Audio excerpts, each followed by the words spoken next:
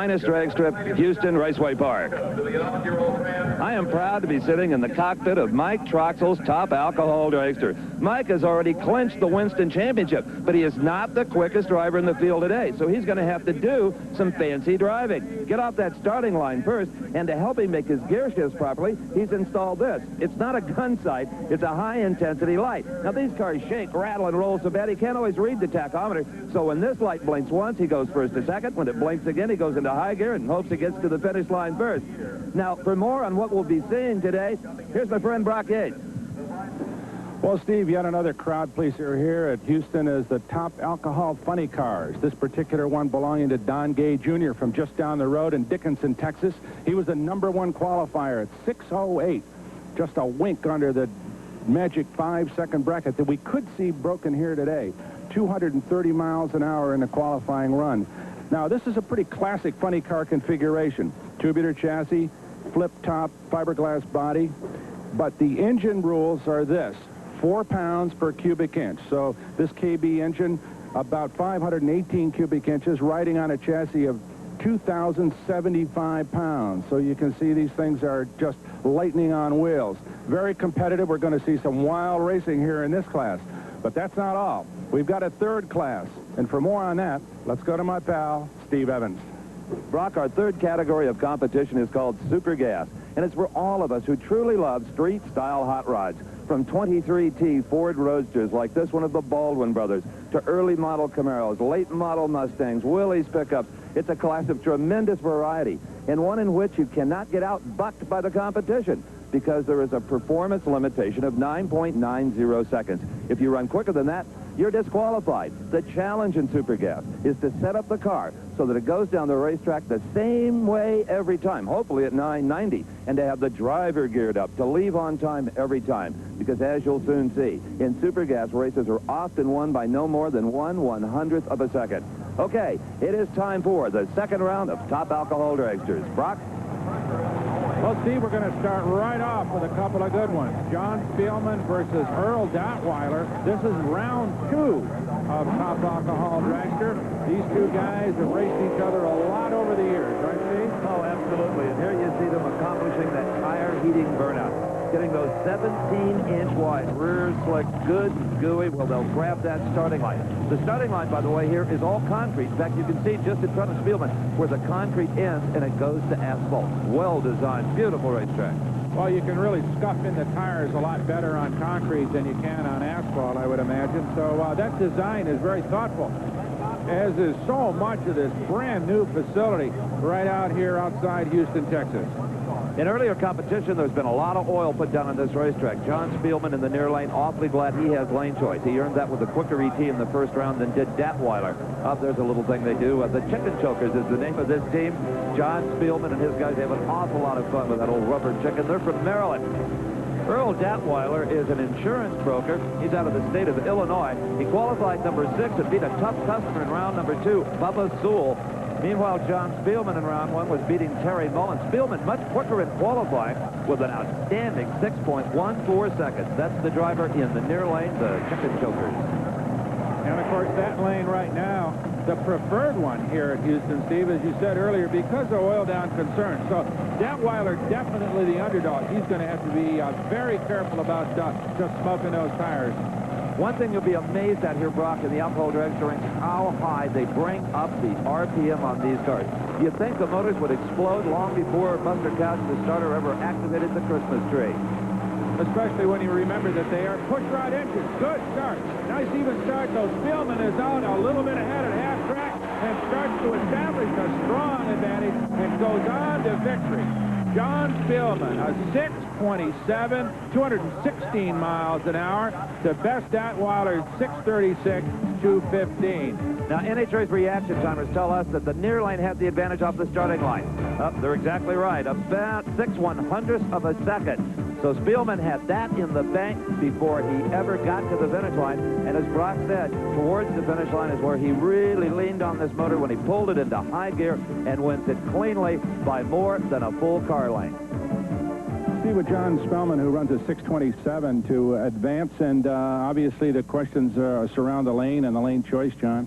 Well, we knew that coming into this race, we ran the qualified number 2 with a 14 in the left lane. So yesterday we stuck with the left lane knowing that it would hold. Well, it didn't, and we almost got beat first round, which was always the toughest. So then we were bound to determine we were going to take the right lane today. And then after all the oil downs and the pro stockers, we're up there scratching our heads going, well, what do you think? What do you think? Push came to shove after watching the pro stockers just prior to us and the comp cars get loose at the middle of the track. We went with the left. And evidently it paid off. It sure did. We slowed down about 700s, but we'll take it. It's a little more humid today than when we qualified. Len Cottrell, my partner, will figure out what to do, and all I have to do is hopefully cut a decent light and win the next round. Well, we're looking forward to it. Congratulations on this one. Thanks a lot. We needed it. Well, he certainly cut a decent light in round number 2 here. Okay, our next pair are fired and ready. It will be Gary Travis in the far lane and the beautiful black and blue car of Jay Mayer in the near lane. And again, there's the burnout, which is usually done in high gear so they don't overwind the engine. Then they have to remember to put the transmission back into low gear when the reverse process is all completed. 2 beautiful state-of-the-art alcohol dragsters. There's a lot of alcohol racing around the southwestern United States. So these guys get a lot of action in regional NHRA races and NAT races. And there's even some circuits where they travel around and get booked in by local promoters. So it's very competitive down here. And that means the field was very tightly qualified, a very compact field, which makes driving so important. It sure does. And as an example, this is Gary Travis. He qualified 4th. Gary Travis from out of Carrollton, Texas, ran a 6:21 in qualifying and was a little bit quicker than Jay Meyer from Freeport, Texas. He was 8th in the field at a 6:31. Gary Travis in round number 1 dropped Troy Buff out of the field, and this man, Jay Mayer, he defeated Tom Baum. So already both of these drivers have had some tough competition and survived. The engine behind these drivers makes about 2,000 horsepower, maybe a little bit more. A big supercharger than the fuel injector on top of that. You can see the exhaust headers pointed up for even more downforce, and they very delicately stage these cars. They'll see a flash of yellow, 0.4 of a second. The green, if you wait for the green, you're late. It's a good start. Both of the guys off very quickly, and it is Gary Travis. 640, 215 miles per hour. We talked about driving, how important it might be. Well, Gary Travis ran 640 to his competitors' quicker 636 and won the drag race. That's because the lanes are individually controlled. The clock doesn't start until the front wheels moved, and you clearly saw the front wheels on the red car in the far lane move before those of Jay Mayer in the near lane. So Gary Travis wins it, who's been racing for some 20 years around this area. Now, our finish line camera will show you that had this racetrack been another, 4 or 5 feet longer, it might have been the other way around. It could have been the man in the near lane. Well, Gary, we are proud to inform you that you're the winner, and it was close enough so you couldn't tell. I couldn't tell. It was right at the very finish line. You had a real good reaction time, good hole shot, and I think that's what paid off for you. Well, I felt like I was going to have to take a chance maybe because the right lane didn't seem to be quite as good as the other lane after they'd had the problem earlier, but I'm real happy to be here. How was the lane? Was it still a little slick for you? Well, I really didn't feel it like I thought I maybe would. Really, everything went kind of as planned. Well, good. We feel good about it. Would it be that all of them went that way? We'd like to think so. Absolutely. Okay, congratulations. We'll see you later. Thank you very much. And back in the alcohol funny car pits, the crew of Don Gay Jr., they're trying to formulate a plan for their second round opponent, John Samuel, using their computer. That hat belongs to the current reigning world champion in top alcohol funny car, Pat Austin, as he readies his automobile for his next round against veteran Vern Moat. But in the meantime, we've got some more top alcohol dragster action coming up involving Chus Bushy and Tony Volturo. This is round 2 once again. These two guys have completed their burnout. In the near lane, that's Volturo's black automobile. In the far lane, Chus Bushy's car, an interesting vehicle. We'll be talking about that in just a moment as we watch one of his crewmen guide him back toward the starting line. Remember now, this particular lane is the one that suffered the oil down earlier and caused a lot of potential problems, but it didn't bother Gary Travis, who won in the last race we saw, so it could be that Chus is okay. There is Volturo's car being backed into position. Volturo, one of the real veterans in this business, from Okmulgee, Oklahoma. Now, Ches Bushy comes in here with a really unique car. Earlier, Steve had a look. NHRA calls the class top alcohol dragster because 99.99% of the cars in the country are exactly that. Supercharged alcohol-burning machines, with one notable exception. It's this A-fuel dragster of Ches Bushy from Laverne, California. Now, this is a 540 cubic inch Arius engine with port injectors. Through these injectors is fed pure nitromethane. Now, this has been allowed under the rules forever, but most people don't tend to want to run one of these machines because they're very unforgiving. You really have to know what you're doing. Make a mistake with a blown alcohol car, and the worst thing it'll do is ruin the spark plug. Make a mistake with this machine, it could put a cylinder head on the moon. Now, nitromethane is 20 times more expensive than alcohol, so there's an expense factor to be considered if you want to run one of these. But Ches says buying blowers and pulleys and belts and maintaining the supercharger offsets that. It has been 13 years since one of these cars qualified, so Ches Bushy is a proud man today. Well, he's done a super job, Steve, to put that machine together, as you say. Great technical skill involved. And a totally different sound from that car. The crackle and pop of nitromethane as Ches Bushy stays, and it's Bushy, a magnificent hole shot. No way is Volturo going to stop him down on this day. Ches Bushy, 647, only 188 miles per hour. A very slow-geared machine, apparently. Volturi at 648. He was only 100th slower, but Bushy's reaction time made it look a lot worse than it really was. A little nitro car, very low gear, lots of horsepower on the low end, and it just scoots the first half of the track. But the last half, it's Volturo who shows his strength. The supercharger kicking in. He cuts the deficit, but just not quite enough. The winner's with Brock. Well, the man who's driving the only unblown nitro-powered car in the field runs well, wins the first time. It's a good feeling. Race car worked well. Must have. Everything worked well. It didn't run real hard on the big end, but we're going to try to remedy that in the next round. Okay, good. Well, good luck. Thank you very much. Appreciate it. Well, there's a machine shop operator from Southern California who deserves some real credit for campaigning that unique car. And here's a man who's going to get a lot of credit at the end of the season when the victory banquets start to happen. He is already the Winston World Champion in this category, Mike Troxel of Lakewood, Colorado. And his opponent is in a beautiful machine. This is Kyle Henley. He's involved in the optical equipment industry somehow, some way. The car, appropriately enough, Brock, is called Optical Illusion. Boy, it's nice. It sure is. Beautiful little automobile. Unique body with one of the few closed cockpits in this particular kind of racing. Used to see a lot of that after Big Daddy Don Garlits made it fashionable a few seasons back, and now it's kind of gone out of vogue again, Steve. Yes, it has. And you see the webbing on the wheelie bars there from Mike Troxel. That's to keep the parachute from hanging up on the wheelie bars and maybe not bringing him to a safe stop. Mike Troxel, who told us earlier this year he's suffering a midlife crisis. Out trying to make a living as a drag racer. Kyle Henley. Well, Kyle Henley has some problems on down the drag strip. In fact, he has pulled over to the wall. At first, we thought he was going to shut it off. But now, apparently, either they've corrected it or we'll just have to see what happens. Well, right now he seems to be operating normally as he backs down toward the starting line. But there was a momentary problem. Remember now, this is the lane that has caused periodic troubles earlier, but the last two guys are one in it. So I would imagine that line's pretty well cleared up whatever problems it was manifesting earlier in the going. Well, the crew is still concerned with this car. You can just tell. Henley is apparently going to go to the starting line. Yep, they've got a thumbs up for Buster, but Buster's now getting involved. And he's saying, wait a minute, there is something wrong with this car. I'm going to look underneath. There's a leak. He has shut off Henley. The world champion, Mike Troxel, will have a gift here in the near lane. Boy, what a break this is for him, Buck. But I bet you he runs it all the way through to try to get lane choice for the next round. Oh, no question about that. It'll be interesting to see how he goes. There he is. He launches well. Not a whole lot of car smoke out of these alcohol cars, Steve, as we watch Troxel run through the lights at 6:30, 215 miles an hour. So that sets up our semifinal pairings in the top alcohol dragster class.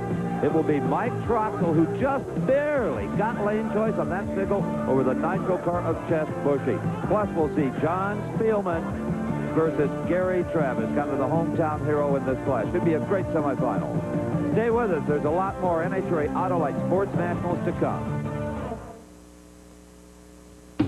From this aerial shot, you get some idea of the vastness of this new Houston Motorsports Park. It is just gigantic. At the end of that asphalt strip is Brock Yates with Mike Truxell. You step on it as hard as you could, hoping to make sure you got a lane choice? We're pretty close. I think we've got a little left, but we're about running the best we can right now. Okay. Racetrack coming around. The weather seems pretty good, and I would imagine that you got to feel pretty good about your season so far and the rest of the day. Oh, yeah, we're just pleased as we can be with the season. You know how the racing goes. Every day's a new day, and this one we're not going to know how it's going to end, but we're optimistic. Good. Congratulations. We'll see you later. Okay, thank you. Mike Truxell advances. Now it's time for the real tire smokers of sportsman racing. The top alcohol funny cars. There's a great shot of Pat Austin getting ready as the Oldsmobile body is locked down over that tube chassis. He is the first driver this season to clinch a Winston Championship for the second year. He has earned that title, and Brock has won the last 5 NHRA national events consecutively. And he is still a youngster, basically. His father, an old-time drag racer, a great drag racing family. Austin certainly carrying on here against a real veteran, Steve. Vern Motes has been around longer than I can remember, and has always run well in this class.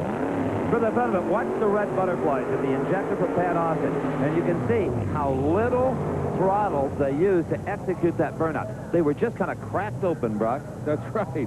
Plenty of power in hand, believe me, as we take a look at Vern Motes from Des Moines, Iowa. And a man, as I say, who has run very well, qualified 6th in this field. From up in the state of Washington, Pat Austin qualified 2nd and beat Shad Wheeler in the 1st round. Certainly, the strength in alcohol funny car racing this year has been on the youthful side. Pat Austin, just over 20 years of age, and Don Gay Jr. will be seeing him later in this round, just 19 years of age. But don't count out Vern Motes. Maybe a little bit older, but he has 13 NHRA career wins and has held the NHRA record for speed in the lap time many, many times. He's a tough customer. Good matchup here. The youngster versus the veteran. Folks always love that as we watch these two beautifully prepared top alcohol funny cars ready to go. Vern Motes carries the front wheels off the starting line, hooks up hard, and suddenly something goes wrong. Pat Austin thunders across the finish line at 6.22 seconds. Pat Austin goes to the semifinals. Let's take another look at this and see if we can detect what happened to that beautiful red car of Vern Motes. Now watch the red car, though. It carries the front end. It puts the wheelie bars right there on the pavement to keep the front end from coming up any higher. Austin tended to have the front wheel down, which really is something that can come in handy in case you need to steer the car. But right about there, something happened to Motes. Maybe something as simple as a blower belt. All right, this beautiful white funny car, more round 2 action, is driven by Dwight Suchuk. Now, earlier, Dwight had some blower problems. Presumably that has been repaired, although he's doing some kind of wild riding in his burnout. And Dwight's competition is going to be this pretty yellow machine of Hugh Kelly. He qualified very well and put on Dal Denton in round number 1. Well, as they continue to smoke the tires, let's go down to the far end and Brock Yates with Pat Austin. We had a 622 on you. What do you reckon that'll do for you? Do you think you'll keep lane choice with that? Well, I sure hope so. You know, what kind of speed? We didn't get the speed. It should. I mean, depends on what everybody else does. Maybe we're screwed up on the tune-up. I don't know. I don't think so. I just think the track is a little marginal right now. Well, congratulations anyway. Okay, thanks. Well, Brock, you can pass along to Pat Austin. His speed was a big 223 miles per hour. Okay, continuing with the alcohol funny cars, there is Hugh Kelly. That is an 87 Oldsmobile Forenza body. A very popular body among these alcohol funny car drivers. Very aerodynamic. You have the big wing on the back for downforce, and all in all, you got a pretty good combination. Now, Hugh Kelly's competition got to Dwight Suchuk. Normally at this race, we'd find him down with the NHRA Safety Safari, but instead he's embarking on a funny car career in a hospital white machine called Code Blue, an emergency room turn. His competition is Hugh Kelly from over Beaumont, Texas way, qualified number 11 at a 6.33. So on paper, based on earlier lap times, the dock in the near lane has a bit of an advantage, Brock. Well, we'll soon find out. It's been very close racing so far, except for that problem that Vern Motes had against Pat Austin. But right now, these guys, hard to pick a winner between this pair. They're pretty evenly matched, and we'll find out almost instantaneously who's going to take this round 2 action here. Well, you got to give an experience edge to Kelly of the far lane, but it is Suchak, the rookie doctor in the near lane, with a better light, but not enough horsepower and a very early parachute. So that crew is disappointed. Not so the crew for Kelly. A 6:43 at 216 miles per hour. Not world-beating performance, but it got into the semifinals, and that's all that really counts. Again, let's take another look, and I think you'll see that that man in the code blue car was distinctly off the starting line first in the near lane. Yet they're removed by a couple of hundredths over the man with far more experience, Kelly, in the far lane.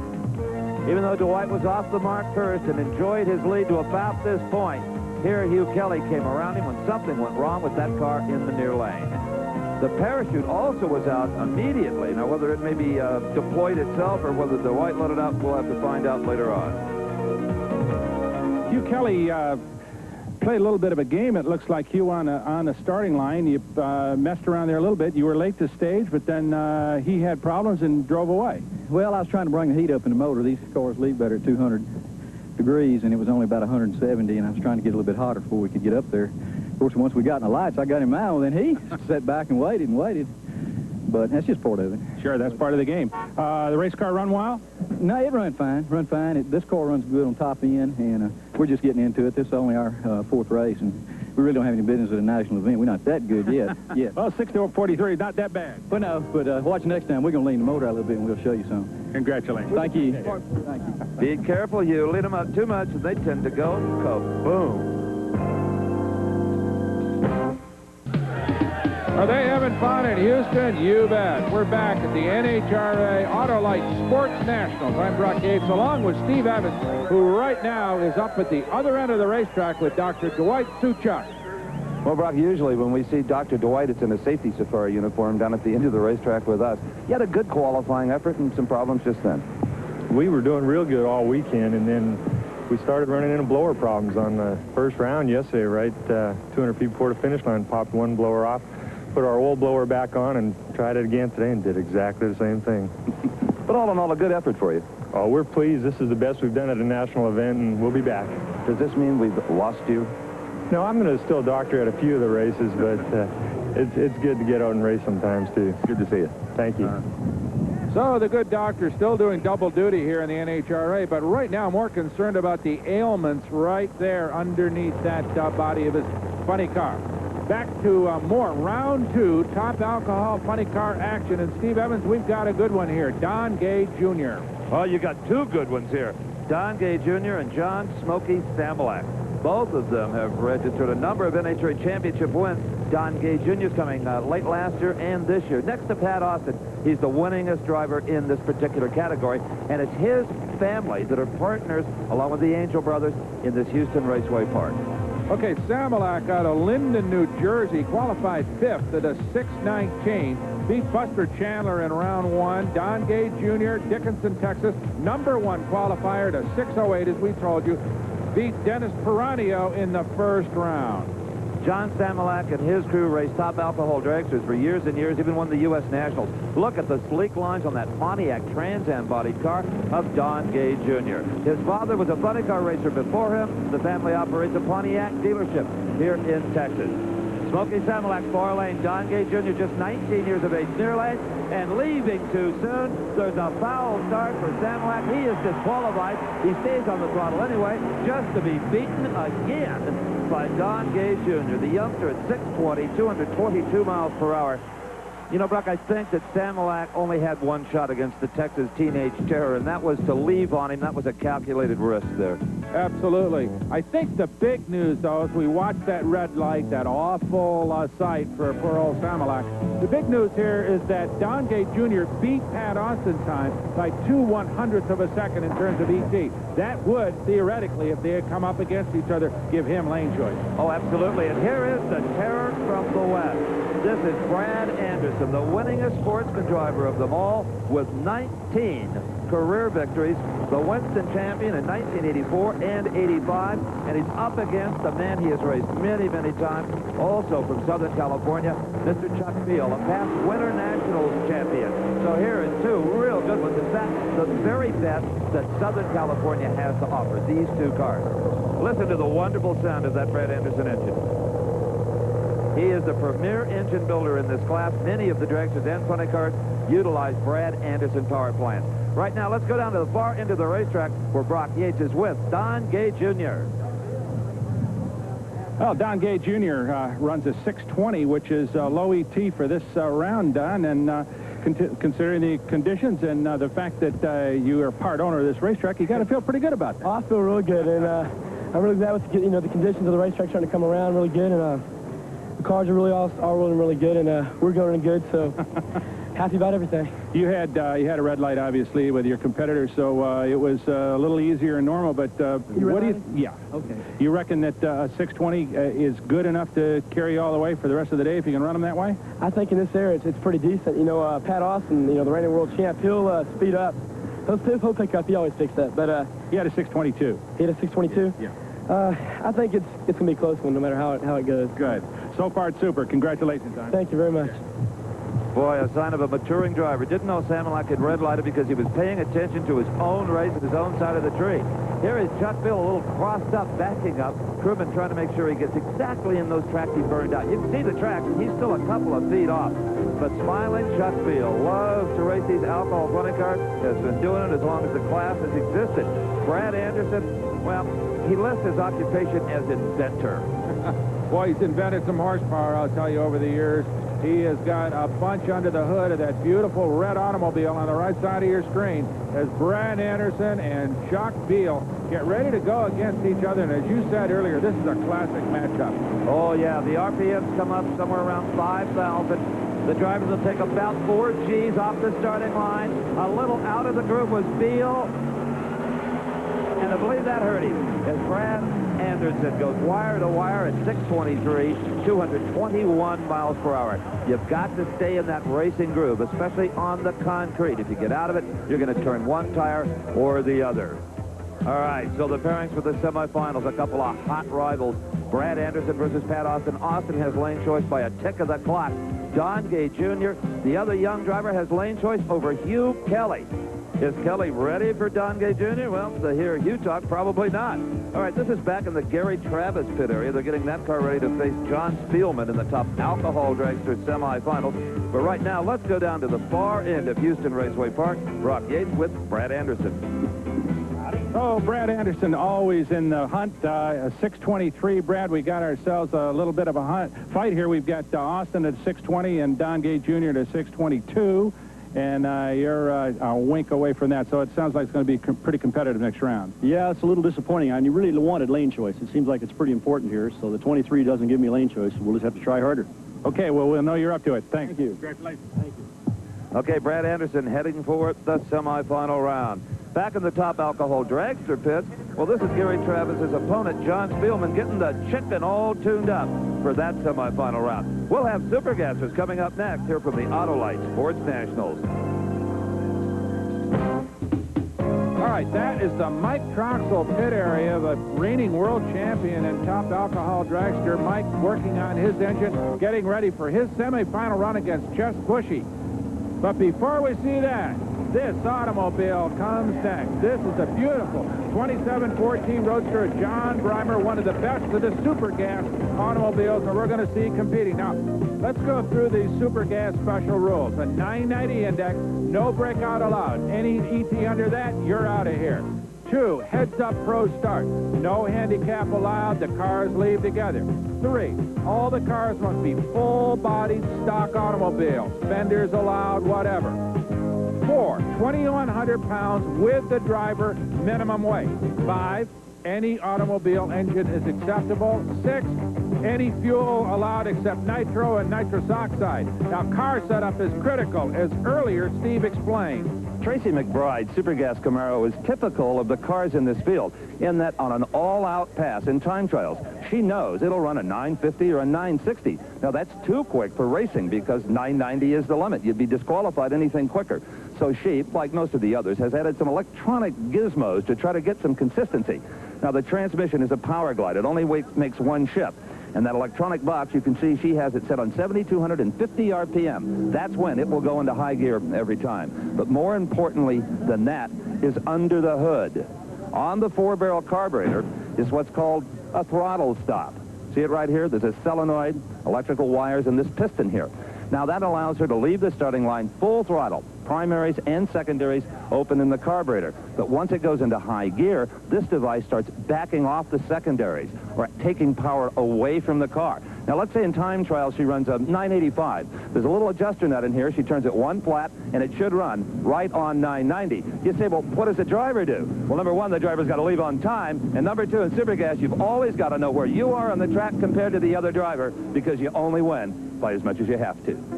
And sometimes you lose. This happened to Tracy McBride in round 4 when she ran Larry Carter. There is Tracy in the far lane, and you can see a bad launch for her. And she was never really in it as Carter just carried on to an easy victory. After that, Steve had a chance to find out what went wrong with Tracy McBride. Well, Tracy, looking at the times, I'd say one of your bells and whistles on the Camaro went awry on you there. Oh, yeah. It shifted right after I left the line. I mean, as soon as I let go of the trans brake, it went right into high gear. And you had your little dial set on what? 7250. So it shouldn't have hit that till at least the way top of low gear. Oh, yeah, 2/3, 3/4 of the way down. 7250 is a pretty high shift for this car. Sorry to see you out, but try to get that fixed, will you? Oh, well, you can count on it. By the next one, we'll be all ready. Okay, thanks. Tracy McBride, neat gal. Well, Steve, it's an example of how complicated these automobiles are. I mean, really, really mechanically ingenious cars. And so much is done by these people basically in their garages. I mean, these aren't full-time professionals, but boy, the engineering and the unique qualities that they bring to each one of these cars is just terrific. Well, Jules Hickey's machine could run on a variety of Sportsman classes, but he has chosen to run it in Super Gas because, as you mentioned, it is just about the most affordable kind of drag racing there is for Metairie, Louisiana. Now, when you look at John Breimer's Street Roadster, take a look at how long the wheelbase is on this car. Much longer than any 23T was back in the 20s, and that's to get consistency again, to run that 990 every time. The longer the wheelbase, the more controllable these automobiles. Oh, but Breimer lets the Roadster get away from him. There's a foul start. The Roadster is disqualified. Hickey, in that his opponent is fouled, can run as hard as he wants, but he runs a nice 992 at 131. But he cut the perfect light. And he left 1/1000th of a second earlier. It would have been too quick. Watch that car in the far lane, and you'll see what the perfect light looks like. The imperfect light in the near lane as Breimer left a bit too soon. Oh, how the Super Gas drivers can cut that tree. They do it better than any other category because they absolutely have to win these races. All right, Jules Hickey squeezes a perfect light, a 992, and moves on to the next round. Good pass. Thank you. Thank you. How'd the car run? Okay? Oh, car runs fine. My brother sees to that. All right. So you're in good shape. No changes. No changes. All right, We're ready. Okay. Appreciate the interview. Congratulations. I watch your show all the time, too, even though my wife gets mad. All right. I had a TV up all day on Sunday. Thank you, Joe. I hope he's an A.C. Nielsen family, Yates. My wife gets a little crazy, too, as a matter of fact, when I tie up the TV on Sunday. Here we continue with Super Gas Racing. You never know what's going to come out of the staging lane. In this next pair in the near lane, we have Larry Carter with a highly modified 88 Chevrolet Cavalier. Now, Larry, you'll remember, put out Tracy McBride in round 4. He's one of the many Oklahoma racers here today. Now, his opponent here in round number 5 is Tommy Costales from right here in Houston, Texas, with a beautiful 66 Corvette. All of these racers have survived 4 tough rounds of competition, so there's no losers here no matter what happens. Well, Steve, these cars are so beautifully turned out. It's like a little car show in Super Gas. Every one of them is even prettier than the next. Good start for Carter. Excellent reaction time. But here comes Costales running hard in the Corvette, and he will win it theoretically, but he breaks out. 989, 1 0.02 of a second too quick, so Larry Carter takes the victory. Well, there is a perfect example of what a hole shot does to your competition. Costales was aware that Carter got the better start, and it forced him to push his car too hard to that 989. He knew that unless he got there first, he wasn't going to win this drag race because Carter had 3 100ths off the starting line. If Costales made a mistake, it was by winning the drag race by too much, not getting off the throttle or tapping the brakes as we talked earlier, and winning by only as much as he had to. Larry Carter with a 998.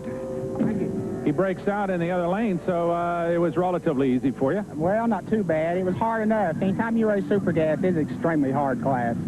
All kinds of pressure all the way. Yes, sir. Definitely. Any problems at all? Are you going to make any changes for the next round? None at all. Okay. I'm going to leave right where it's at. Okay, don't touch a thing. Congratulations. Thank you. Okay. Okay, good job by Larry. Now here is a man with a very fortunate set of circumstances. The beautiful blue roadster heating up the tires, and Scotty Richardson. He has a bye run. Super Gas was an all-run situation. Everybody that entered got to start the first round. It was an odd number of cars. So anytime you have an odd number of cars beginning eliminations, somewhere down the line, you've got to have a bye run or two. And Scotty Richardson will waltz his way into the 6th round. Now, he didn't qualify all that well. In fact, a 10:04 put him in the 26th spot. Let's see how close he can come to the magic 990. This is Scotty Richardson on down the racetrack, and he runs a 982. It's okay to break out on a bye run. That tells him, uh-oh, we better back it down just a little bit. This is one of the very few classes that'll penalize you for going too fast. So, in Super Gas semifinal, Larry Carter versus Scotty Richardson. Carter with the lane choice. And the other half of the semis will find a very fortunate man. Jules Hickey has a bye run. That means he automatically will go to the final round. Well, a bye run's got to be the best thing in drag racing, right? Yeah, it will.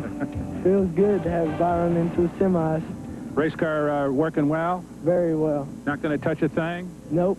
We'll be ready for the semis. Okay, congratulations. Thanks a lot. Okay. Well, he better touch a little something, because if he runs in the 980s again, he's going to get himself disqualified. Here, we're looking at the Hugh Kelly pit area. They face Don Gay Jr. in the top alcohol funny car semifinals. Don't you know, they're looking for a speed secret. Video view of the Autolite Sports Nationals taking place at the brand new Houston Raceway Park. Built in a mere 6 months, 540 acres of racing paradise, $6.2 million, Steve Evans. Indeed, Brock, and here is the pit area of Brad Anderson. That's his daughter over there on the far side. This is a real family operation. Son, daughter, wife, everybody gets involved, and they better be good. They're going to face Pat Austin in the top alcohol funny car semifinals. Right now, it's time for race 1 in the semis of top alcohol dragsters. We'll be seeing Mike Troxel. We've told you before, he has already earned enough points to be the Winston champion for this year, versus that little injected dragster we talked about from Southern California, Chess Bushy. Something is going on as far as supercharging is concerned among these alcohol dragsters that could truly be revolutionary. Earlier, I took a look at the #1 qualifier's new supercharger. There hasn't been much change in drag racing supercharger technology since the 50s, when racers first started scrounging junkyards for old GMC 671 blowers off of diesel engines. Well, a couple of months ago, it looks like that changed with the debut of the brand new PSI supercharger built in Phoenix, Arizona. This is on the Dale Smart-Owned car driven by Gary Southern. Now let's take a look at the conventional 1471. It has grown in size that just about everybody uses. Now you can see there's impellers inside here, and there's timing gears so that they do not touch each other. It's just a big windmill, really. Every time they sweep by, it blows air into the manifold. Where there, it's pressurized. Now this unit on the old trucks was designed to run at about 2,000 RPM. Today, it still does not like 10,000 RPMs. It's less efficient the further it goes down the racetrack. Now, in the PSI, this is what they call a screw-type compressor. And the air comes out of the bottom of the supercharger already under pressure, and it goes into the manifold very, very smoothly. Also, there's very little heat generated. You don't have to run a lot of fuel through it, so the chance of a blower explosion is greatly reduced. Now, the downside really has got to be that this unit, for a while anyway, is going to be a good deal more expensive. But Norm Drazy, the engineer that designed it, says that this unit on Southern's car has over 50 runs on it and has not been apart. Now, Gary Southern had a tough time here this weekend. He lost in the first round. But a month ago, he won the U.S. Nationals in top alcohol dragster, and 2 weeks ago set the national record. You think the orders are pouring in for this unit? And just as a footnote, the loss by Gary Southern had nothing whatsoever to do with that blower failure. So that is the blower of the future, no question about it. You know, there's a lot of high compression in Mike Troxell's supercharged engine, but even more in the nitro engine. Nitro has such a high blast point, you can run as high as 15, 16 to 1 compression unblown. Away versus Bushy, but Troxell pulls even immediately, and it is Troxell by a clean car length. A 628 at 216 to Chess Bushy's departing 643 at 204 miles per hour. You know, it really didn't look like Bushy was that down on power, only a car length there, but there you can see he had a nice little advantage. The nitro car makes a lot of low-end horsepower. We heard Chess say earlier that it just wasn't running on the top end. Well, again, it did not run on the top end. That's where Mike Troxell took control and never looked back. But for the fans of injected nitro engines, this has got to be a banner day because Chess Bushy proves they can be competitive. Brock? So Mike Troxell continues his winning ways with a 628, and I think you needed that blower near the end. He ran with you almost half track, Mike. Well, those little A-fuel cars run hard on the bottom end. They leave like a rocket, and Chess has been running good all weekend. He's been sneaking up on it little by little. And it was a good race. It really was. I'm glad we had a blower on the car. Well, congratulations. You move on. Now, are you happy with the way the car's working? Yeah, we're real happy with it, assuming that we have no damage, and I don't believe we do, then we should be ready for the final. Good. Congratulations, Mike. Thanks, Brock. Yes, sir. Well, when you've taken a year out of your life to race for a living in a sportsman category, as Mike Troxell has done, every round is important. All right, here's the chicken, guys. John Spielman. The chicken again gets a little twist for luck for us. I guess it's working, Steve. I don't know what the secret is, but so far he's in the semifinals against Gary Travis. So John Spielman and the chicken are on a roll right now. Well, Gary Travis, he's got an awful lot of hometown fans in the stands, and I guarantee you, if they make any difference, they'll will him to the finish line first. There'll be a big cheer if Travis can beat the Easterner Spielman. Now, Spielman had a good reaction time in the first round. He was right on time on the lights. All right, as they inch into the electronic starting line beam, Spielman flips his visor down. Everybody's ready. Free stage, fully stage, and away versus Gary Travis in the bar line. You can see that. And now smoke from the engine of John Spielman. Spielman slows to a 672. Travis guns it all the way at 629, 218 miles per hour. Gary Travis was ready. He reacted immediately to the flash of the amber light. Look at that. You can see the red car just surged right out in front. Spielman knew he was behind, kept the pedal down, ran the motor as hard as he could in low gear. That might have caused a little bit of damage. Anytime you over-rev them a bit trying to make up a deficit like this, can hurt an engine. So it was all Gary Travis. The Texas fans here just love it as their own goes to the final round in top alcohol dragsters. And when Gary Travis gets to the starting line for that final round, well, of course, he will face off with the new champion, Mike Troxell, and Troxell has lane choices. But right now, that doesn't appear to be a big factor. So Gary Travis with a stout 629 moves into the finals. You're a wink away from Mike. You know, he ran a 628, Gary, so you guys ought to be heads up. And I'll be close, absolutely. To get in that lane and run 29, I'll be happy with that. Race car obviously working well. Did well, very well. We made a couple changes from last time, and it did just what we wanted to. All right, well, let's hope it works one more time. Thanks, appreciate it. Well, that crew was honking their horn for their driver who cut such a brilliant light, Gary Travis. Back at the starting line, Pat Austin suits up to meet an arch rival, Brad Anderson. The semifinals of top alcohol funny car. Stay with us, a lot more to come from Houston, Texas. Texas version of the wave. They're all pretty independent down here in the Lone Star State. So they don't do it all at once, but they're having a good time. Believe me, I'm Brock Yates along with Steve Evans. The NHRA Autolite Sports Nationals moves on into the semifinals of top alcohol funny cars, Steve. And you know about Brad Anderson over in the far lane in that Pontiac is normally a pretty sane guy. I mean, as sane as any guy can be that runs 230 miles an hour in 6 seconds. But anytime he gets beat by Pat Austin, he goes just a little bit berserk. And I don't know what the background is. I don't know where the bad blood came from. I don't even know. It's Austin as well. But I'm telling you, Anderson just hates to lose to that kid. Well, I would imagine part of it's got to be because Brad has been such a power in this class at racing for so long.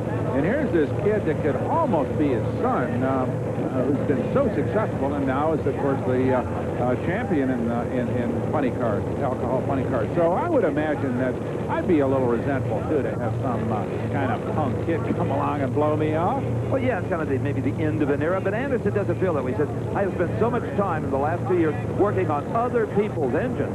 I haven't spent enough time on my own. That changes with Houston. And so far, it's reflected in his elapsed time. Well, it's going to be a very, very good race, I'm sure, because these guys are in perfectly prepared automobiles. Pat Austin and his family from up in Washington have just flawlessly prepared that automobile, and you can be sure that if anybody got a good engine out of Brad Anderson's shop by this time, it's Brad. Absolutely. He has been such a pioneer in the area of cylinder heads and blower work and so many things that are purchased by other drag racers. Brad really always starts out developing something for himself. And everybody comes along and says, oh, please, Brad, make me one. So you're looking at the #1 and #2 alcohol funny cars in all the world of drag racing. Pat Austin in the near lane, the Oldsmobile bodied car. The beautiful Camaro-bodied automobile in the far lane for Brad Anderson. And this, well, the fans are up.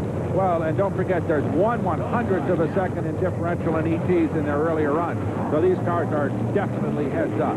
Absolutely. We watched Brad Anderson. We watched Pat Austin. Who's going to leave first? That could be the deciding factor.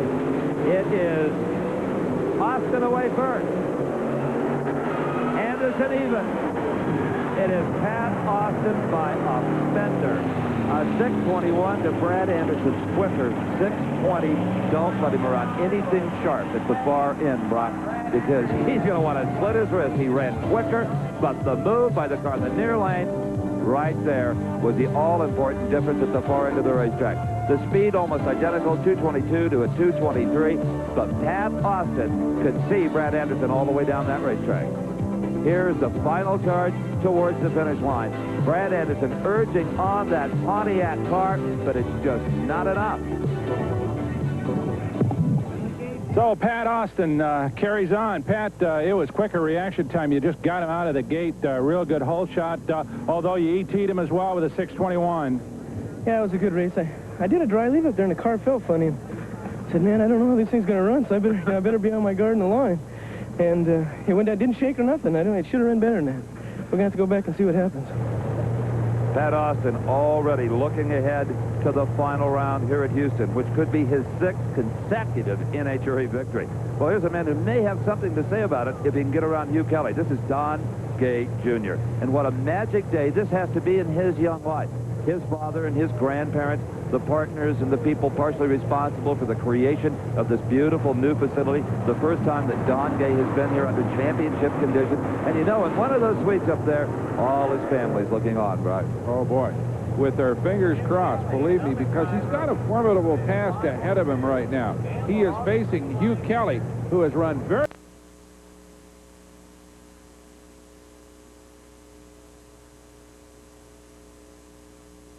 in the near lane. Heading for the finish line, that was just all Don Gay Jr., no question about it. And here's the pairing for the final round. Don Gay Jr. versus Pat Austin, but Pat Austin will have the lane choice. Let's see how Don Gay Jr. feels about all of this. He's with Brock. Well, I'll tell you what, the stage is set. Don, 6:21, exactly the same as Austin, so you guys are heads up. I'm telling you, yeah. Every time me and Pat have to run each other, it's always close. It's always a really good race.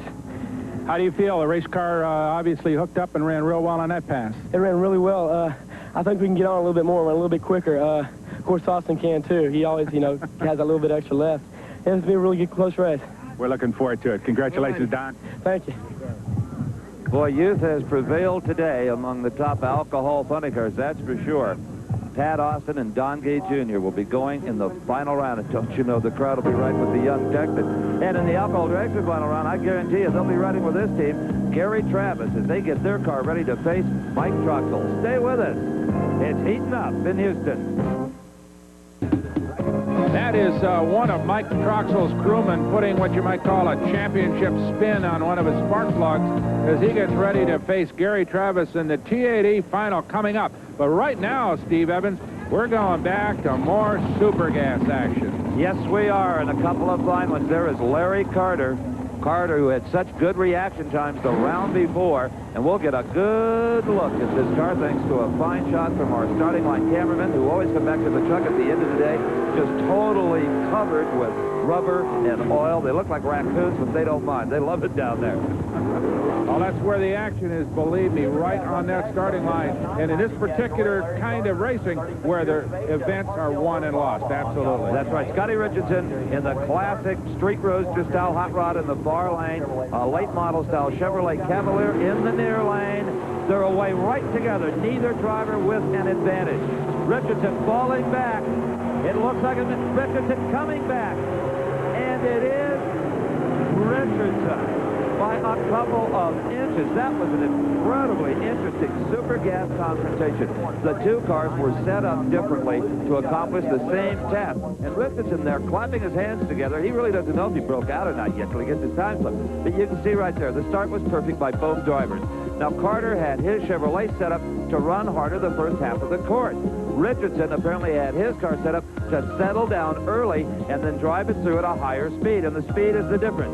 Richardson runs 130 miles per hour to win it to Carter's 123. I think he amazed Carter when he nipped him right at the wire. Brock is with the winner.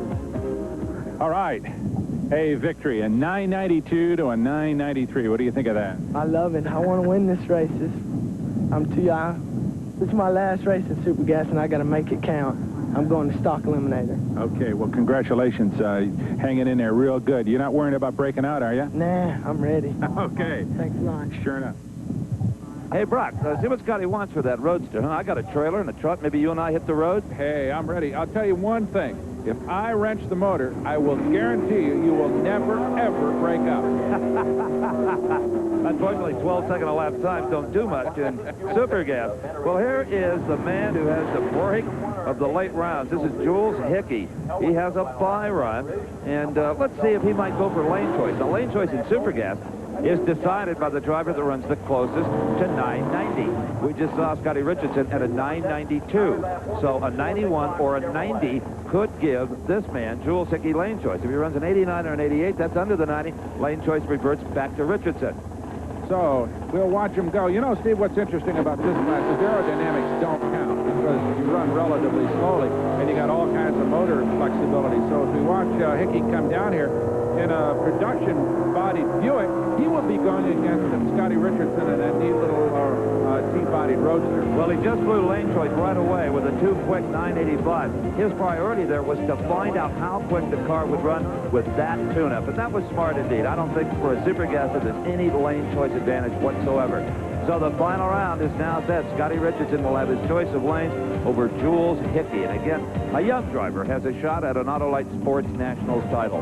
We're in the trailer of Pat Austin, and there you see the fuel pump that is driven off the front of this engine and pumps all that alcohol through the supercharged Hemi. Now, many of these racers have the equipment on board in their trailers to fuel check, to fuel flow these pumps to make sure that they're going to do the job. If they fail, everything else fails. So Jules Hickey moves into the finals with a 985. Now, Scott ran a 992. What do you reckon about that, Jules? My brother will have to make some necessary adjustments. You feel good about it, though? Oh, yeah, really. I think the air's changing a little bit, but he knows how to compensate. Good. All right, well, we think we'll be in the winner's circle. We'll be watching for you. Man, thank you. Hey, Brock, if we buy that roadster, let's see if we can hire his brother. Even his sister knows more about motors than I do. Well, here's some guys that know a lot about them. Working on the windage tray in the oil pan is the Don Gay Jr. team. They're going up against the toughest customer in the world of alcohol funny car racing, Pat Austin. Only the finals remain. Stay with us from Houston Raceway Park.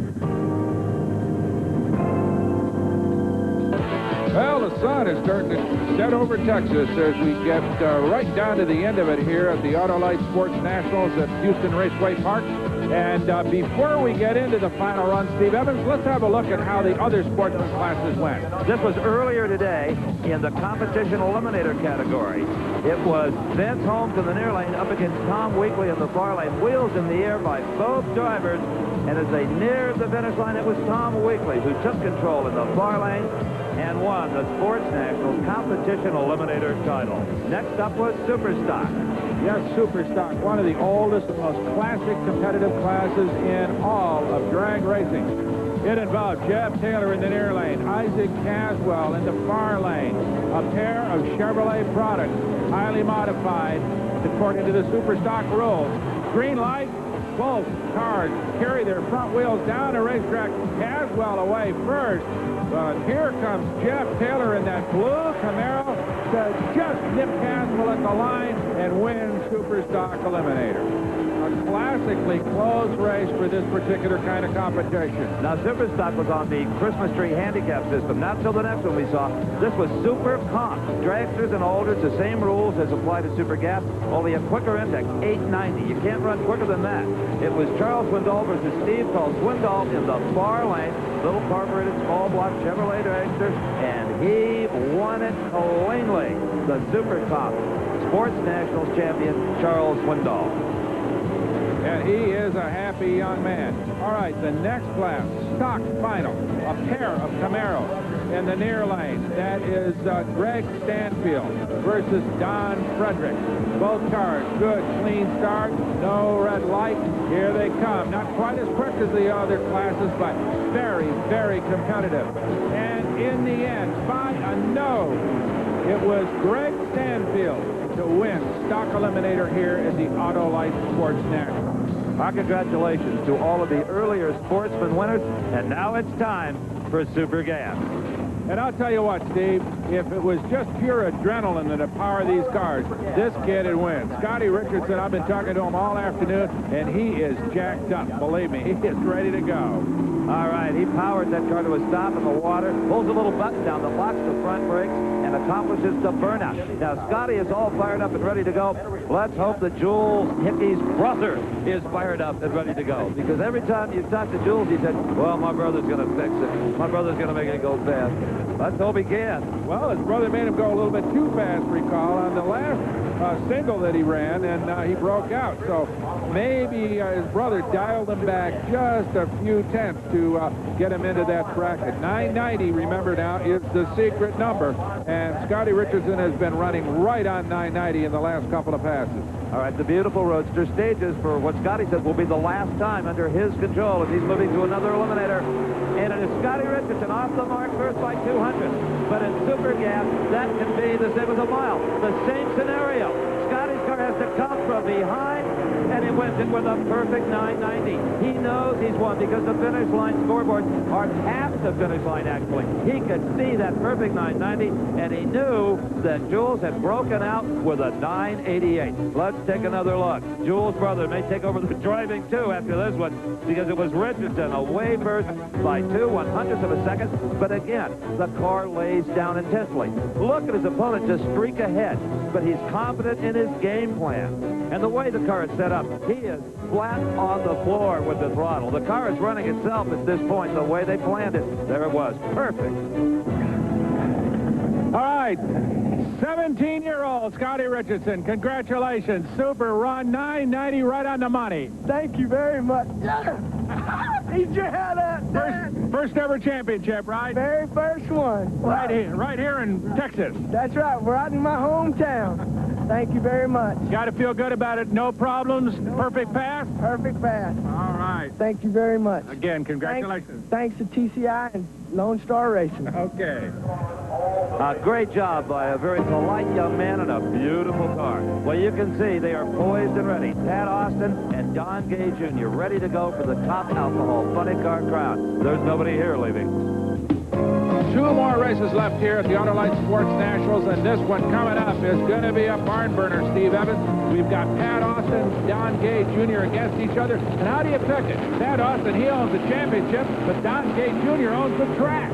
That's absolutely right. And the track record between the two of these young drivers, they are responsible for 10 NHRA national event wins this year. Unbelievable. And neither one of them really reached what is called the majority. Still under 21, both of them. What a future each one of these young men has in this sport. Pat Austin is already assured of keeping that #1 on the side of his car next year. He has won the Winston title, something Don Gay Jr. is looking forward to doing next year. You just saw Pat's dad get in there and say, give it all it's got.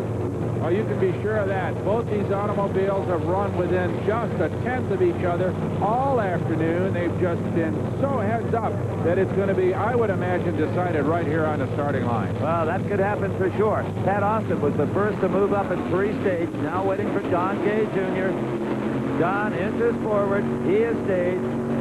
Pat Austin finally stages there. Oh, no! A red light, a foul start by Don Gay Jr. He may not know he red lighted. He may think he has won this drag race. Pat Austin's crew knows otherwise. They are the champions. Their 8th race. 6:17 to a quicker 6:14. Watch the car in the right-hand side of your screen, and you can clearly see that he left a bit too soon. What a tragedy, because, in fact, he did ET quicker. But nonetheless, before we get to talk to those guys, let's go to the TAD final. And there you're looking at the champion, Mike Troxel, Lakewood, Colorado. He has had his way with the field today. After the low qualifier, Gary Southern exploded a motor in the first round. That opened the door for Mike Troxel, and he has indeed taken advantage of every opportunity. And he will be up against in this final round. Texas boy, Gary Travis, will be in the far lane. Troxel is pumped up. That is his smokiest burnout of this entire event. Right now, let's go to Brock Yates with the funny car champion. Got a red light in the other lane, you know, but I'm sure it didn't release the pressure at all. It's just great to get a victory, and I knew going in the round at Don is going to be tough. Anytime you're home turf, and you want to win in front of your hometown fans, and he tried awful hard, and he had a good weekend. He ran real well all weekend. Super great race and a great season, Pat. I got to say to the crew, they did a heck of a job. We had to rush up to get up here for the final. Had some problems. They just worked their butts off. My brother Mike, Terry Morrow, and Jim Fox, and my dad. Well, great. Congratulations. Thank you very much. Steve? Well, I think right now we're looking at a young man that just learned the flip side of this drag racing sport. It can be a heartbreak as well as the victories you've enjoyed. Yeah, that's the way it goes. You know, one day it's your race, one day it's not. You were 9 1/1000 of a second away from a green light in victory. I'm telling you, that's how close it can be. What was our times? You ran a little bit quicker than he did. Quicker? Yeah, and when it comes down to that, you know, you get a little too anxious sometimes, and that's the way it goes. Well, congratulations on a great season, and to the entire Gay family for being part of this wonderful facility. Thank you very much. Thank you. Well, a couple of fine young sportsmen, Steve. Kind of a shame to see one of them lose, but unfortunately there is only one winner in drag racing.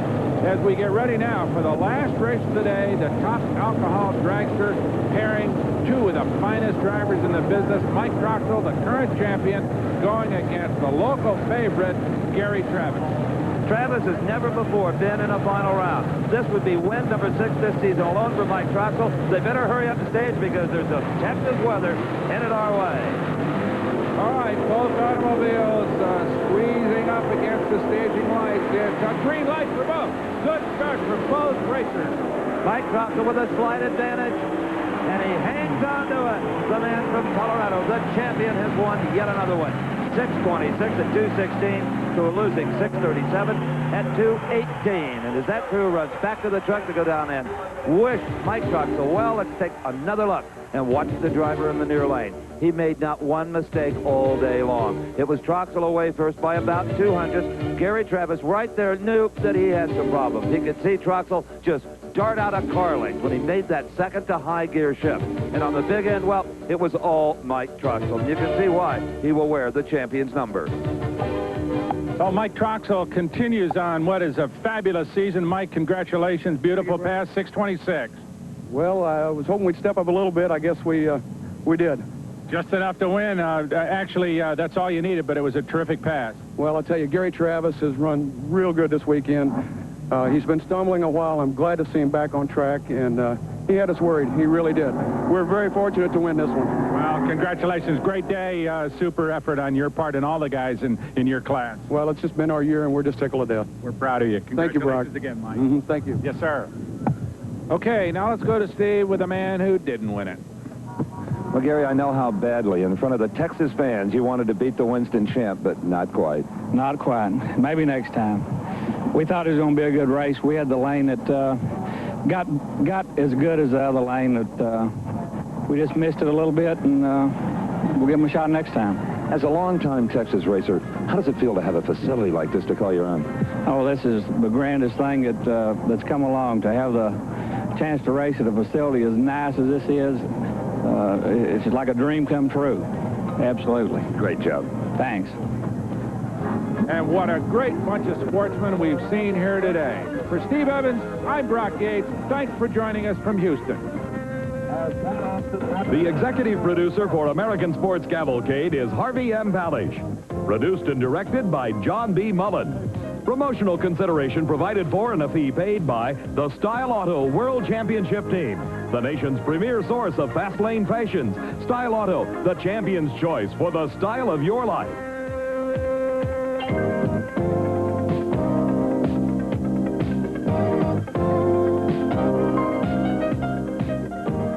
The American Sports Cavalcade is a presentation of Diamond V Sports.